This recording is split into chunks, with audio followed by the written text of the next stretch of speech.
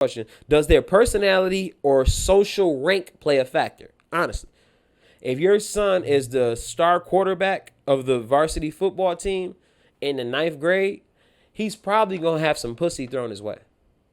If your daughter is outgoing and really attractive, she's probably going to have the older niggas swinging her way more than, or if your daughter is developed and has closer to a grown woman body or has grown early, y'all know what I'm trying to say, then niggas, not only the niggas in high school, when she outside, are probably going to be trying to get that at an earlier period due to her personality or social rank.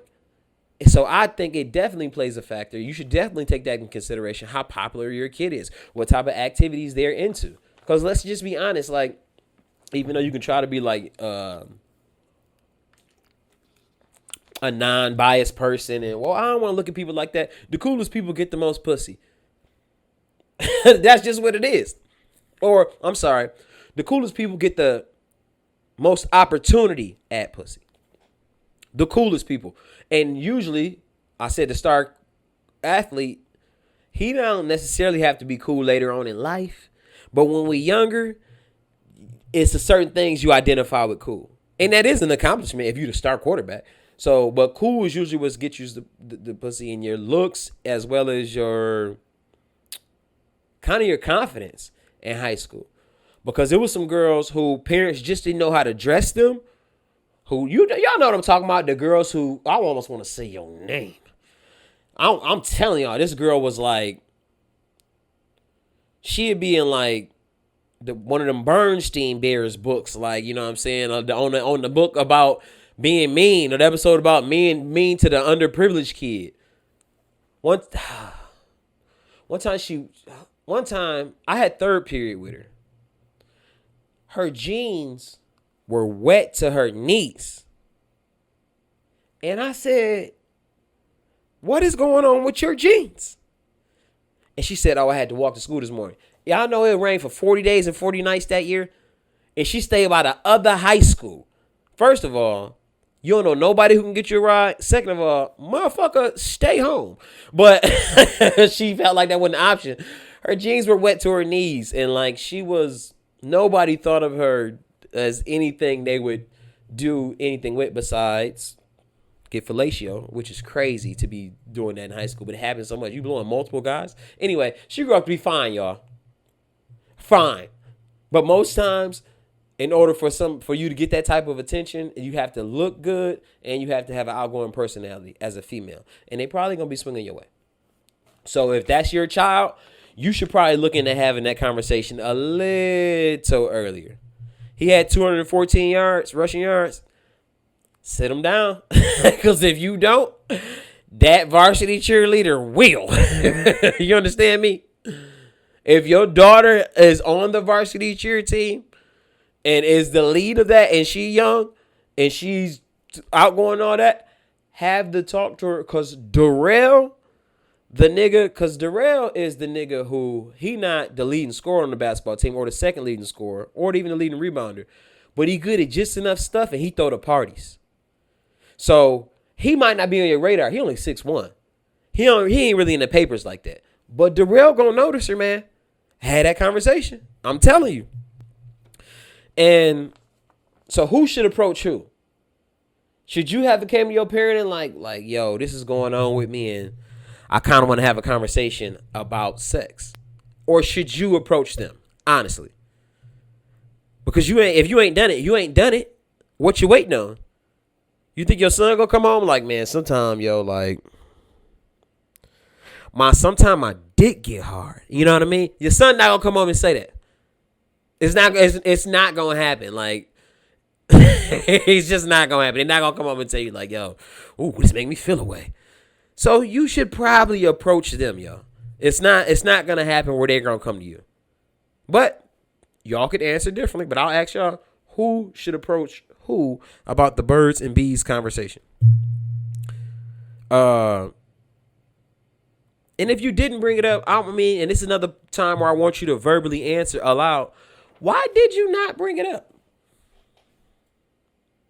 This is the part where I talk less and just do more listening. You know, this is an interactive podcast.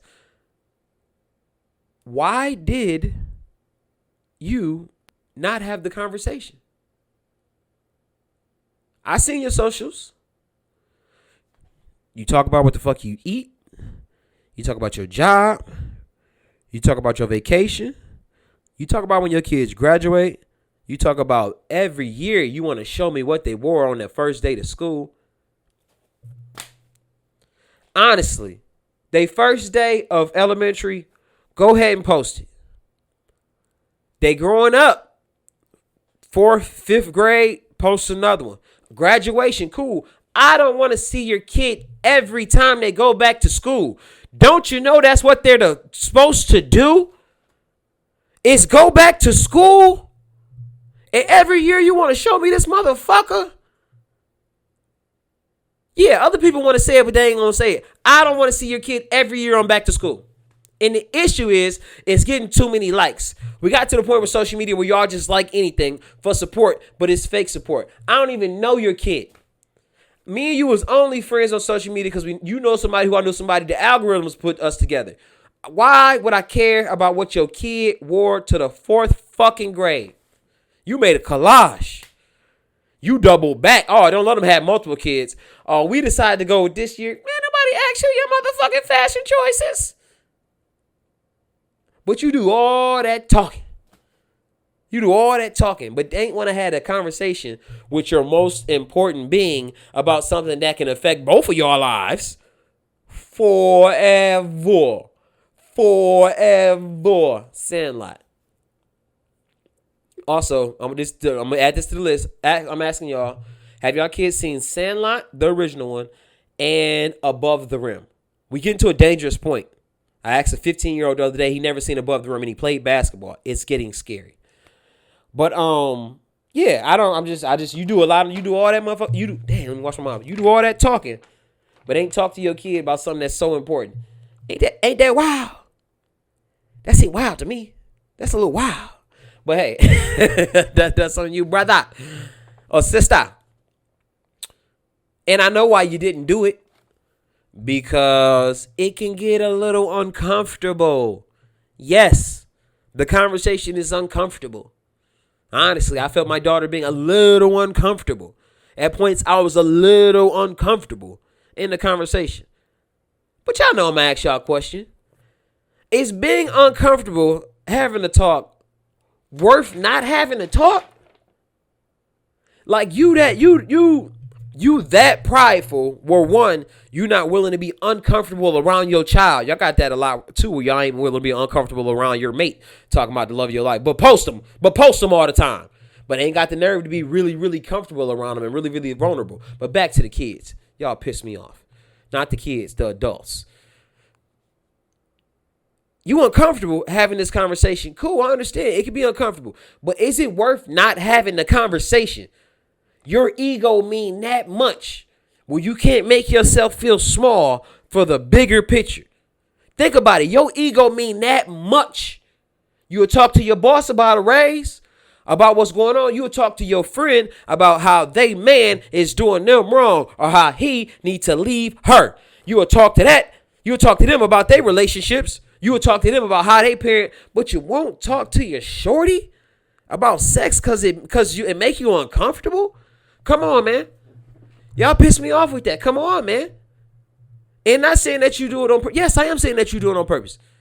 You don't want to be uncomfortable, so you just don't have a conversation. And you knew you didn't have a conversation. That's like your dad not being around, and then well, never mind. I ain't going to get into that. It's a cycle. Yeah, you want to start a cycle? Even if you got lucky. Listen, y'all. Come on, man, because a lot of y'all be fronting. A lot of y'all listening, and me, a lot of y'all listening, have only God and your lucky stars to think that you do not have more children or have not caught a STD. Where you think you find them at? In vagina, in dick.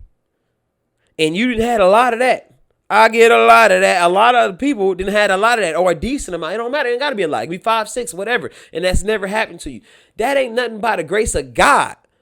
So you want to continue that cycle that you didn't have a conversation because, woo, skated by and have a baby to 28. Woo, and have a baby till I was established. Woo, never had to hit that doctor. Because you skated by because of the grace of God, you just going to be like, get us one more time, Lord. If he does it again, strike him down. Like, come on, man. Is being uncomfortable worth not having to talk? Somebody going to be uncomfortable. I'm just going to tell you right now. Even if you don't get uncomfortable, your child is going to get uncomfortable. They may try to shut down in that situation because of their being uncomfortable. So you have to be understanding to that point, but there's a bigger picture that must be had. So you don't have to push the gas. Come back another time, whatever. Or you might be the one that's uncomfortable because they might tell you, well, I already had sex once. Dads, your daughter might tell you, well, no, I never had sex, but I did go down on a guy. Oh my God. Oh my God. I walked in here to tell you about kissing and second base and what? So now I'm mad uncomfortable. But me being uncomfortable is not worth her going out there and doing it to the rest of the football team. Word, always keep that a buck. And if a nigga test your bloodline, stand for yours. The only thing that matters in this world, who wanted more? Look, never not believed in me. That's just how I'm cut. Be a man about your word. Always keep that a buck. And if a nigga test your bloodline, stand for yours. The only thing that matters in this world, who wants it more? Yeah.